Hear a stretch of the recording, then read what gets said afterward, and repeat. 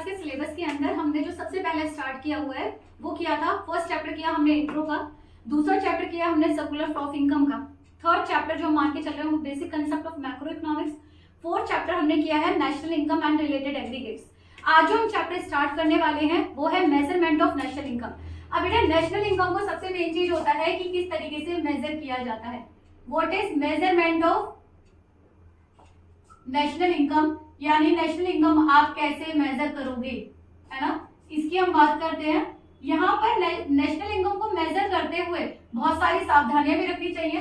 पहली चीज आ जाती है इसके अंदर जो कंसेप्ट है आपका, क्योंकि 12th क्लास के बोर्ड के एग्जामिनेशन है तो बहुत डिटेल में नहीं जाऊंगी, थोड़ा सा कॉम्पैक्ट करके करूंगी कि नेशनल इनकम को पहली चीज है कि कौन कौन से मेथड है जिससे नेशनल इनकम को मेजर किया जा सकता है। इससे पहले वाली वीडियो के अंदर नेशनल इनकम को मेजर करने के लिए जो स्टेप है उनके बारे में बताया हुआ है, जो रिलेटेड एग्रीगेट्स के तौर पर खत्म हो जाते हैं। यहाँ पर डायरेक्टली हम लोग चलेंगे कि नेशनल इनकम को मेजर करने के लिए 3 मेथड होते हैं। पहला होता है प्रोडक्शन, क्योंकि हम वैल्यूज ले रहे हैं प्रोडक्शन की, तो एक की प्रोडक्शन की जो वैल्यूज होती है वो प्रोडक्शन की वैल्यू, दूसरे की इनकम होगी और तीसरे का एक्सपेंडिचर होगा, है ना। It is a value, the value of goods and services to be produce, उसको हम बोलेंगे जीडीपी एट मार्केट प्राइस। यहाँ पर जब हम खर्चा कर रहे हैं तो एक की ये इनकम कहलाती है और दूसरे का होता है एक्सपेंडिचर। इसका मतलब है हम क्या ले रहे हैं, फैक्टर कॉस्ट को ले रहे हैं। यहाँ पर आपको पता होता है नेशनल इनकम को और डोमेस्टिक इनकम के लिए हमने फॉर्मूले दिए हुए हैं। क्या एक होता है हमारा डोमेस्टिक इनकम, डोमेस्टिक इनकम यानी भारत देश के अंदर, और इसका फॉर्मूला हमने किया हुआ था NDP एट FC, जबकि नेशनल इनकम का फॉर्मूला है NNP एट FC। और अभी तक जो आप करके आए हो जनरली, हमने रिलेटेड एग्रीगेट्स में ये चीजें कर ली है। एक जो मेन इंपॉर्टेंट है जो अभी तक आपने प्रीवियस क्लासेस तक पढ़ा है वो पढ़ा है GDP at market price.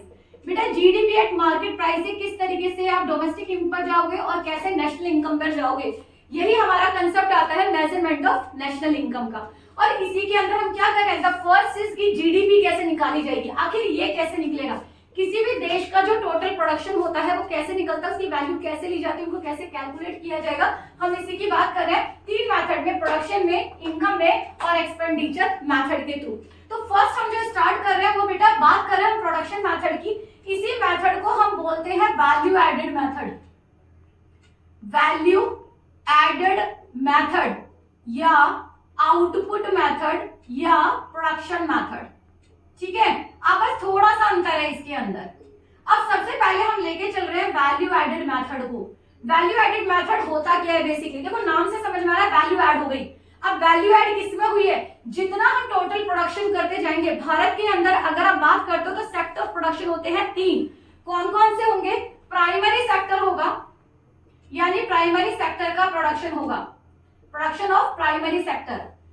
Next हो जाएगा प्लस सेकेंडरी सेक्टर का प्रोडक्शन होगा, सेकेंडरी सेक्टर होगा। थर्ड हो जाएगा टर्जरी सेक्टर, टर्जरी सेक्टर का प्रोडक्शन होगा, यानी तृतीयक क्षेत्र का प्रोडक्शन होगा।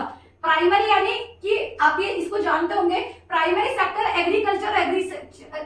एग्रीकल्चर रिलेटेड जितना भी आपका प्रोडक्शन होता है। सेकेंडरी सेक्टर जब आप प्राइमरी सेक्टर के रिसोर्सेज को, रॉ मटेरियल को यूटिलाइज करते हो और उसको इंडस्ट्री के तौर पर कन्वर्ट करते हो, जिसे हम कह सकते हैं इंडस्ट्रियल सेक्टर।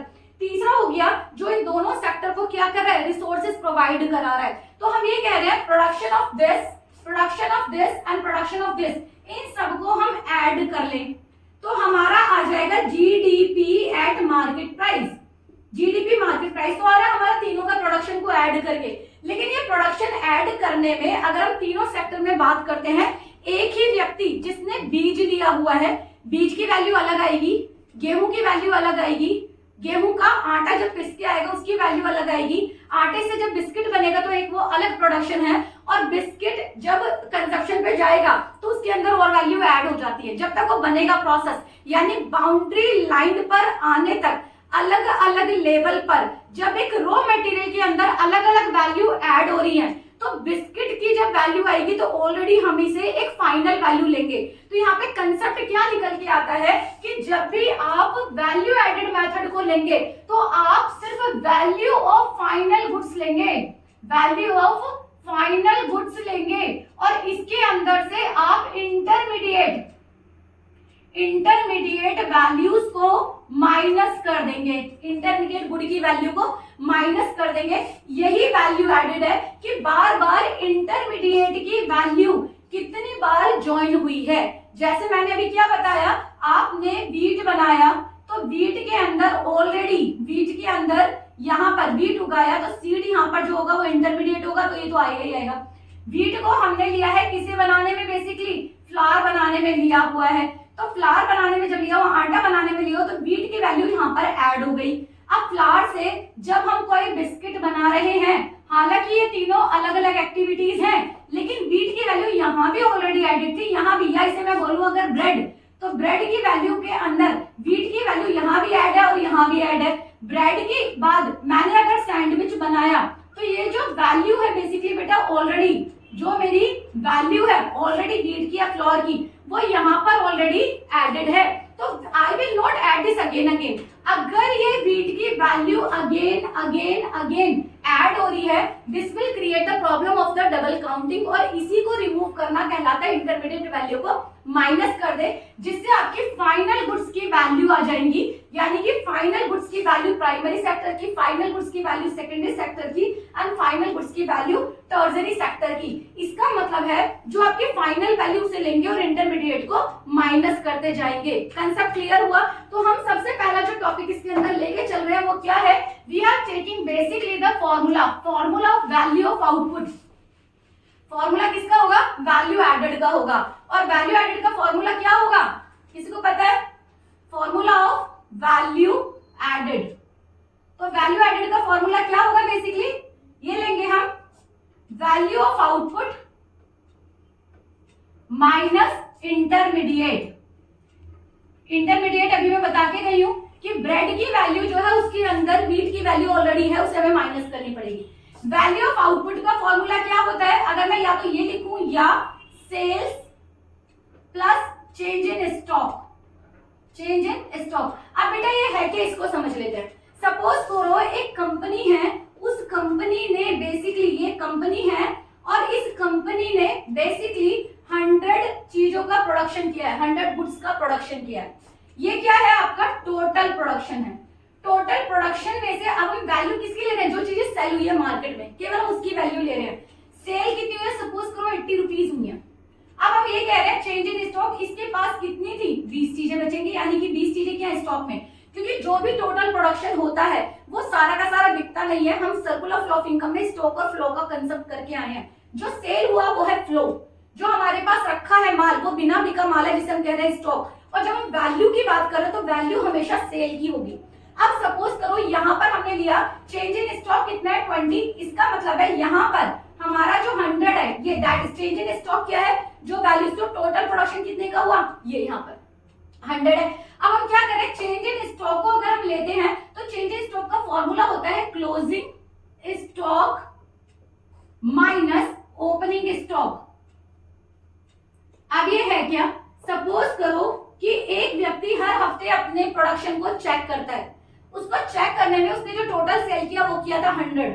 उसके पास जो स्टॉक में बिना बिका हुआ माल है वो क्या है, ये है आपका 20 बेसिकली। तो टोटल प्रोडक्शन कितने का है, 100 का है बेसिकली। वैल्यू ऑफ आउटपुट कितना का निकल के आएगा, यहाँ निकल के आएगा जब हम उसमें से इंटरमीडिएट माइनस कर देंगे। अब यहाँ पर हमने क्या किया, यहाँ पर हमारी क्लोजिंग जो स्टॉक था वो था 20, ओपनिंग कितना है हमारा 20। अब इस 20 को जो हमने चेंज इन स्टॉक में कर दिया क्लोजिंग, ओपनिंग भी कितना है 20, इन दोनों का जो रिजल्ट आया वो आया 0। इसका मतलब है हमारा सारा का सारा माल जो है, हमने क्या किया, सारा का सारा माल क्या हो जाएगा, बिक गया है ना। इसका मतलब क्या है, सारा माल बिक गया हमारा, है ना। ये चीज हम कह रहे हैं ना, यानी हमारे पास कोई भी स्टॉक बचा हुआ नहीं है। All the things are sale basically. अगर हम 100 में से माइनस करेंगे किसको, यहाँ पर चीजें हैं, क्या हो जाएगा, सारा का सारा बिक गया है बेसिकली, यानी स्टॉक में हमारे पास कुछ भी नहीं बचा है। उल्टा कर देंगे, अगर हमारा 20 है, ओपनिंग हमारा 10 है, इसका मतलब है कितने पीसेस बिके हमारे 90। अगर हमारा माल बिका था 80 का और हमारे पास क्लोजिंग में जो है वो है 20, ओपनिंग में 30, इसका मतलब है 10 चीजें जो है वो वापस आ गई, यानी चीजें हमारी 70 ही बिकी है, इनकी हम वैल्यू ले रहे हैं। कंसेप्ट क्लियर हुआ? तो हम किसको ले रहे हैं, वैल्यू ऑफ आउटपुट किसको ले रहे हैं, जो चीजें हमारी बिकी है। कंसेप्ट क्लियर हुआ? तो फॉर्मूला क्या हो जाएगा, sales plus change in stock minus intermediate. Minus intermediate क्या है, इंटरमीडिएट है जो भी चीजें हमने बनाने में ली। सपोज करो हमारी जो वैल्यू है, हमारा जो प्रोडक्शन है वो है 120 करोड़ का, सपोज करो, उसमें से वैल्यू ऑफ आउटपुट निकल के आ रहा है हमारा कुछ भी व्हाटएवर निकल के आ रहा है, सपोज करो हम मान रहे हैं 80 निकल के आ रहा है।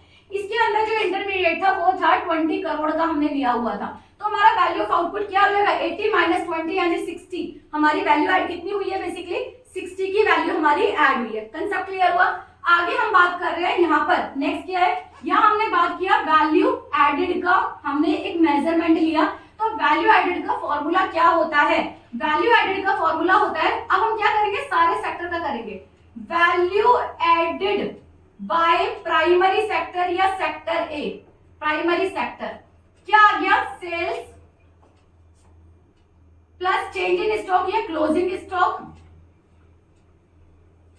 ओपनिंग स्टॉक एंड आ गया इंटरमीडिएट। ठीक है जी, ये आ गया किसका, प्राइमरी सेक्टर। यहां पे फॉर्मूला में करते हैं, यहां करते हैं प्राइमरी सेक्टर का, यहां करते हैं हम सेकेंडरी सेक्टर का, और यहां करते हैं हम टर्जरी सेक्टर का। बेटा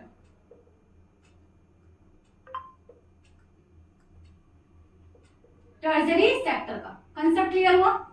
अब हमने क्या किया, यहां सेल ले लिया प्राइमरी सेक्टर का 100, क्लोजिंग स्टॉक ले लिया 20, ओपनिंग स्टॉक ले लिया 10, इंटरमीडिएट ले लिया हमने सपोज करो 30, यहाँ पर सेकेंडरी सेक्टर में ले लिया 200, ये ले लिया 40, ये ले लिया 20, ये ले लिया 30। यहाँ पर टर्जरी सेक्टर का अगर हम बात करेंगे तो ये ले लिया 100, this is your 20, this is your 20 and this is your 20। अगर हमने ये ले लिया, अब आपके वैल्यू एडेड हम क्या लिखेंगे, value added by primary sector, secondary sector and tertiary sector निकालने हैं।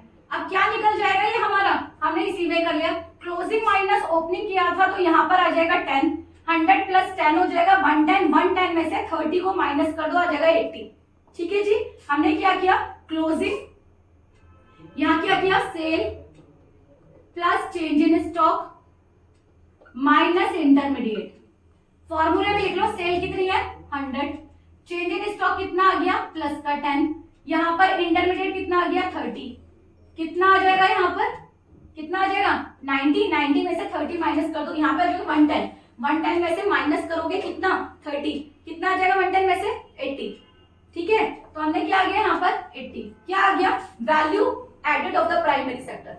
Value added by secondary sector क्या आ जाएगा 200, दोनों का डिफरेंस निकाल दो, चेंज इन स्टॉक का क्या आ जाएगा प्लस के 20, क्या आ जाएगा माइनस का 30, 220 में से 30 माइनस कर दो 190 आ जाएगा। उसके बाद क्या करेंगे हम यहाँ पे, क्योंकि इसे 220 किया है ना हमने, तो 220 में से 20 कर दो, 10 माइनस कर दो। नेक्स्ट आ जाएगा टर्जरी सेक्टर, क्या किया हमने 100, दोनों का डिफरेंस निकाल दो, निकल जाएगा 0, तो प्लस आ जाएगा 0, माइनस हो जाएगा 20, कितना आ गया 80, इसे आप प्लस कर दो, 8 25 250।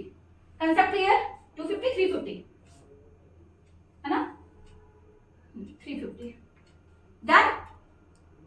डन, समझ में आया बेटा, ये इतना समझ में आया, दैट इज यहां तक क्या आ जाएगा, इसमें आ जाएगा आपका आंसर जो आ जाएगा इसके अकॉर्डिंग, वो कितना आ जाएगा, इसमें आंसर आ जाएगा आपका 80, इसमें आ जाएगा कितना आया था 1, कितना आया था इसमें आंसर आपका 20 था, 220 में से 30 था तो 190।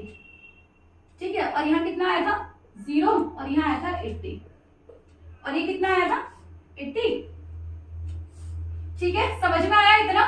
यहाँ पर क्या आ गया, यहाँ आ गया वैल्यू ऑफ आउटपुट का क्या हो गया, प्राइमरी सेक्टर, सेकेंडरी सेक्टर और टर्जरी सेक्टर आ गया किसका, यहाँ पर इसमें से इसे माइनस किया 90, इसमें प्लस किया, ये हो गया 110, और 110 में से 30 माइनस कर दिया, ये वाला माइनस कर दिया, तो क्या आ गया 80 बेसिकली। डन, हमने क्या किया अब इसका value added by primary sector, क्या आ गया आपका 80, value added by secondary sector कितना आ गया 190, value added by tertiary sector, tertiary sector कितना आया 80, सारों को क्या करोगे प्लस, कितना आ गया 350। डन, तो ये क्या आया आपका, ये निकल के आ गया बेटा, इसे हम एट मार्केट प्राइस। डन। इसमें से हमने क्या माइनस करना है, डेप्रिसिएशन माइनस कर देना है और माइनस कर देना है आपका एनआईटी। तो आ जाएगा ये आपकी डोमेस्टिक इनकम। और डोमेस्टिक इनकम में क्या प्लस कर दोगे, प्लस कर दोगे एनएफआईए। तो क्या निकल के आ जाएगा आपकी एनएनपी एट एफसी। सपोज करो डेप्रिसिएशन है 10, एनआईटी यानी कि इनडायरेक्ट टैक्स और सब्सिडीज का जो डिफरेंस है उसे कर दो आप 20, एनएफआईए कर दो 10, तो आपकी डोमेस्टिक इनकम कितनी हो जाएगी, डेप्रिसिएशन इसमें से माइनस हो जाएगी 10, एनआईटी माइनस हो जाएगी 20, तो माइनस इसमें से 30 करेंगे तो इसका मतलब है 320 आपकी क्या हो गई डोमेस्टिक इनकम। और अगर एनएफआईए प्लस 10 प्लस कर दोगे तो 330 क्या हो जाएगी आपकी एनएनपी एट एफसी, यानी कि ये आ जाएगी NDP at FC domestic income, और एनएनपी एट एफसी आ जाएगी आपकी नेशनल इनकम। क्या आ जाएगी आपकी नेशनल इनकम। सो ये खत्म हो जाता है आपका वैल्यू एडेड का पूरा क्वेश्चन। समझ में आया। वैल्यू एडेड में हमने सीधे सीधे क्या किया, primary sector, secondary sector, tertiary sector की सेल्स ले ली, स्टॉक ले लिया, चेंज इन स्टॉक, एंड आपका क्या ले लिया हमने इंटरमीडिएट। हमने क्या किया, sales plus change in stock minus intermediate निकालकर हमने क्या निकाला, पहले value added of the primary sector, value added by the secondary sector, value added by the tertiary sector, और ये निकल के आ गया हमारा। इसको टोटल कर लेंगे तो जीडीपी एट मार्केट प्राइस इसे ले लेंगे। बेटा क्वेश्चन आपके अलग अलग आते हैं, क्वेश्चन आपका ये अलग अलग भी पूछा जा सकता है कि value added by A sector, B sector, C sector, या primary sector, secondary sector, tertiary sector, ऐसा भी पूछ सकते हैं, या आपसे जीडीपी पूछ सकते हैं, आपसे एनडीपी एट एफबी पूछ सकते हैं, एनडीपी एट एफसी। आपको क्वेश्चन ध्यान से पढ़ना है और जब क्वेश्चन पढ़े तो उसके सामने नीचे निशान लगा लीजिएगा आपसे पूछा क्या है और आपको गिवन क्या है। कंसेप्ट क्लियर हुआ। तो आपका जो पहला टॉपिक है इसमें मेजरमेंट ऑफ नेशनल इनकम में वैल्यू एडेड मेथड या प्रोडक्शन मेथड या आउटपुट मेथड यहाँ पर खत्म हो जाता है। आई होप समझ में आया होगा आपको। ठीक है, थैंक यू। अब नेक्स्ट क्लास के अंदर हम करेंगे आपका इनकम मेथड।